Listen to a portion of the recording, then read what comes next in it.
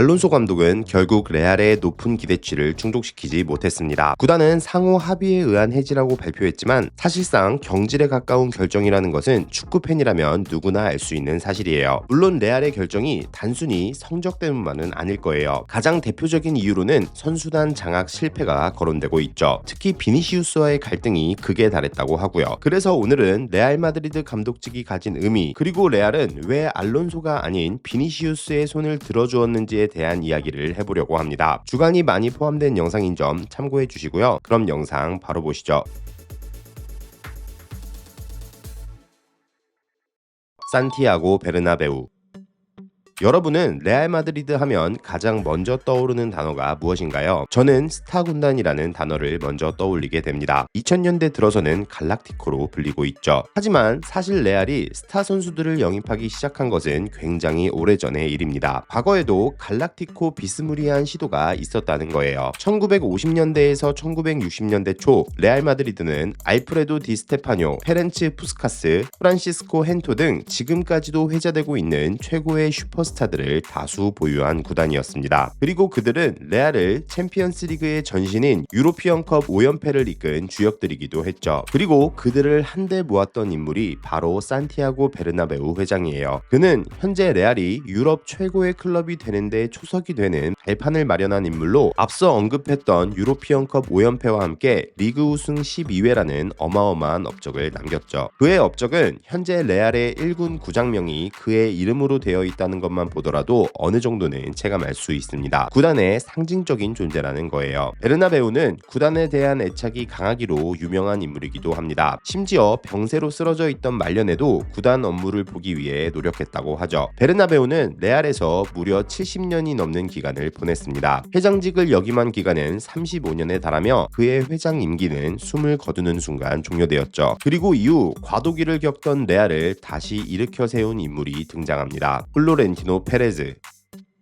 페레즈는 그 등장부터가 화려했던 인물이에요. 처음으로 레알 회장직 선거에 출마하며 내걸었던 공약이 바르셀로나의 에이스인 루이스 피구를 영입하겠다는 거였죠. 레알과 바르셀로나의 관계를 감안하면 충격적인 발언이에요. 이게 최근에는 체감상 조금 희석된 느낌이 있긴 하지만 두 구단의 라이벌리는 축구라는 스포츠로만 한정되지는 않습니다. 이게 흔한 지역 라이벌을 떠올려서는 그 의미가 제대로 전달되지 않아요. 그들의 라이벌리는 정치적, 종교적으로도 얽혀 있어요. 심지어 양 팀의 경기가 열리는 날이면 다수의 경찰 병력이 투입될 정도죠. 스페인이 국가적인 차원에서 관리를 하고 있는 거예요. 하지만 페레스는 당선 이후 결국 공약을 지켰어요. 루이스 피구는 당시 6천만 유로라는 역대 최고 이적료를 경신하며 레알 유니폼을 입게 됐죠. 바르셀로나 팬들로서는 치가 떨릴 만한 사건이고요. 그리고 페레스 회장은 피구 영입을 시작으로 지네딘 지단, 호나우두, 마이클 오원, 데이비드 베컴 등을 영입하면서 21세기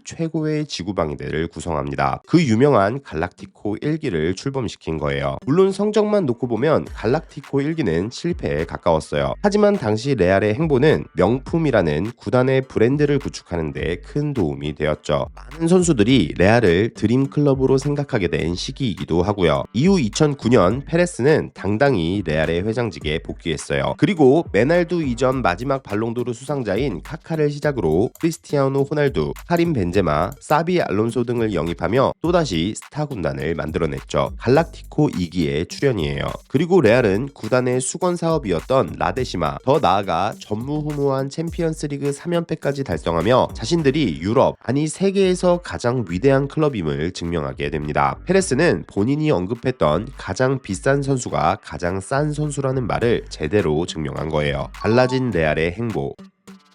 코로나 팬데믹은 유럽 축구 시장에 큰 변화를 가져왔습니다. 티켓 수익이 제로가 되자 심각한 재정 압박을 받은 거예요. 그중 레알 마드리드는 비교적 탄탄한 재정과 챔스 우승 보너스로 적자를 피한 몇 안 되는 구단 중 하나였지만 레알이 추구하는 지속 가능한 경제 스포츠 모델을 유지하기 위해서는 전략 수정이 불가피했죠. 기본적으로 레알은 슈퍼스타를 영입한다는 틀은 유지했어요. 하지만 예전처럼 막대한 이적료를 쏟아붓는 대신 FA를 활용한 선수 선수 영입을 추구하기 시작했죠. 주급 체계는 구단이 조절할 수 있는 부분입니다. 2018년 연봉 인상을 요구하는 호날두를 미련 없이 방출했던 것이 대표적인 예시고요. 셀러리 캡을 효율적으로 관리해 왔다는 거예요. 문제는 이정료였어요. 레알은 아자르, 요비치, 밀리탕, 맨디, 헤이니에르에 대한 대규모 지출이 있었고 다들 아시다시피 그들로 인한 구단의 선수 영입 감가상각비는 최악으로 바뀌었죠. 실제로 레알의 수익 대비 이적료 비율을 보면 일반적으로는 15%에 해당됩니다. 하지만 코로나 팬데믹 시기에는 업계 위험 수준인 25%까지 도달하게 되죠. 아무리 레알이라 할지라도 부담스러운 신호였던 거예요. 물론 레알이 FA를 통해 스타 선수들을 데려올 수 있었던 것은 그동안 쌓아왔던 구단의 명성 덕분이라는 평가가 많아요. 레알은 갈락티코 정책으로 인해 스타 선수의 종착지라는 이미지를 만들어놨고 챔피언스리그 15회 우승이라는 유일무이한 업적까지 달성하며 세계 최고 구단이라는 브랜드 이미지를 완성했습니다. 쉽게 말해 세계 최고의 팀이라는 지위를 이용해 스타 선수들을 상대적으로 낮은 비용에 데려올 수 있는 구조를 만들었다는 거예요.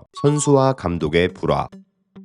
제가 축구를 제대로 보기 시작한 2000년대 중후반부터를 기준으로 봤을 때 레알 구단 내 기억나는 감독과 선수의 불화설은 이번 알론소를 제외하고 2차례 정도 있었던 것 같아요. 우선 가장 유명한 것은 조세 무리뉴 감독이에요. 그는 레알 감독 3년차에 이케르 카시아스, 크리스티아노 호날두, 세리오 라모스 등 팀의 주축 선수들과 강하게 충돌했습니다. 이후 무리뉴는 인터뷰를 통해 그들이 구단에 남아있는 한 레알 감독직을 다시 맡을 일은 절대로 없다고 단언한 적이 있는데 이는 당시의 상황이 얼마나 심각했는지를 짐작해 볼 수 있어요. 근데 사실 당시 페레즈는 무리뉴 감독에게 힘을 실어주려고 했대요. 심지어 불화설을 해명하기 위해 직접 인터뷰에 나서기까지 했다고 하죠. 또한 그는 호르헤 발디노 단장을 대신 해임할 정도로 무리뉴 감독 유임을 원했대요. 그만큼 페레즈가 무리뉴의 능력을 100% 신뢰했다는 것을 알 수 있죠. 심지어 나중에 무리뉴를 다시 레알로 데려오고 싶어 하기도 했고요. 그리고 구단 내 또 다른 갈등을 겪었던 감독은 라파엘 베니테즈가 있어요. 그는 호날두, 모드리치, 하메스 등과 갈등을 겪었죠. 그나저나 호날두는 절대 빠지지 않네요. 하지만 베니테즈와 레알 선수단의 갈등은 성적 하락이 주된 원인이었습니다. 무리뉴와는 결이 완전히 다르다고 볼 수 있죠. 당시 베니테즈는 경기장 내에서 선수들의 자유도를 지나치게 제한했어요. 그가 호날두에게 USB를 주면서 프리킥과 오프더볼 움직임에 대해 공부하라고 했던 이야기는 꽤나 유명한 일화죠. 당연히 베테랑 선수들은 베니테즈 감독의 선수단 관리 방식에 불만을 품게 되었어요. 충돌은 불가피한 것이었죠. 게다가 베니테즈는 엘클라시코에서 0대4 대패를 당하며 팬들의 신뢰까지도 잃어버리게 됩니다. 선수단 관리 능력 부족에다가 저조한 성적까지 그를 경질할 명분은 충분했던 거예요. 쉽게 말해 그냥 못해서 잘린 거라는 거죠. 레알이 선수단의 손을 들어주는 이유.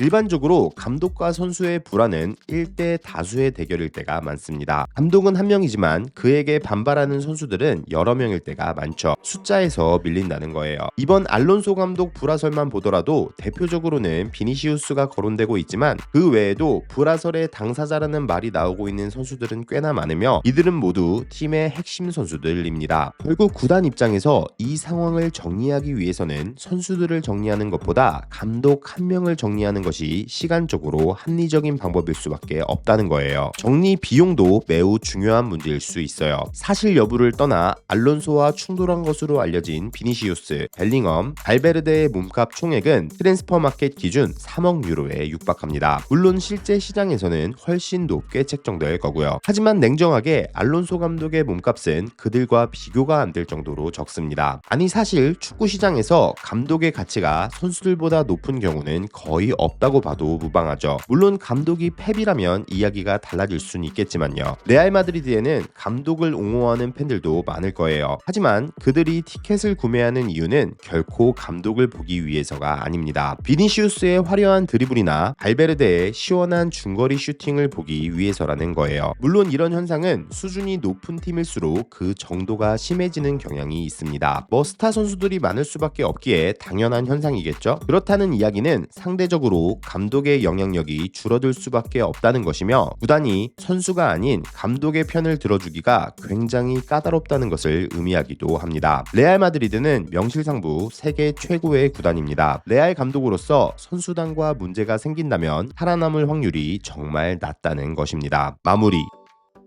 알론소 감독은 성적이 좋지 못해서 경질된 케이스는 아닙니다. 그는 레알의 감독으로서 총 34경기를 지휘했고 24승 4무 6패를 기록했습니다. 승률은 70.6%였고요. 이는 75%를 기록한 마누엘 페레그리니, 74.8%를 기록한 카를로 안첼로티, 72.2%를 기록한 라도미르 안티치, 71.9%를 기록한 조세 무리뉴에 이어 구단 역사상 5위에 해당되는 기록입니다. 승률만 놓고 보면 역대급 감독 중 한 명이었던 사비 알론소. 하지만 그는 레알의 높은 기대치를 충족시키지 못했습니다. 과연 레알 마드리드의 눈높이를 맞출 수 있는 감독은 누구일까요? 여러분은 현재 데려올 수 있는 감독 중에 어떤 인물이 적합하다고 생각하시나요? 지금까지 바코비였습니다. 시청해주셔서 감사드리고요. 좋은 하루 되세요.